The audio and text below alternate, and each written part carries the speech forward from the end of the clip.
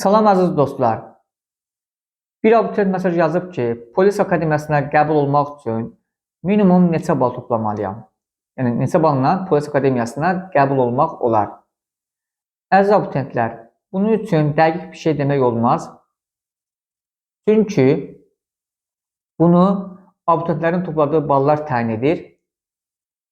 Misal üçün, polis akademiyasında hüquqşünaslıq ixtisasına 500 abituriyent qəbul ediləcək.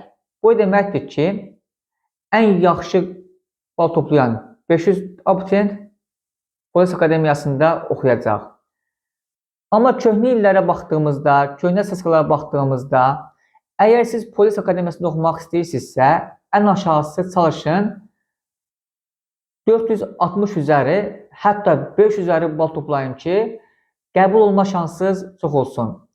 Son olaraq onu demək istəyirəm ki, əgər siz həqiqətən də polis akademiyasında oxumaq istəyirsinizsə, gələcəyin şərəfli, şanlı polis olmaq istəyirsinizsə, çox oxuyun, çalışın 550 plus toplayın, 600 plus toplayın ki, qəbul olma şansınız daha çox olsun.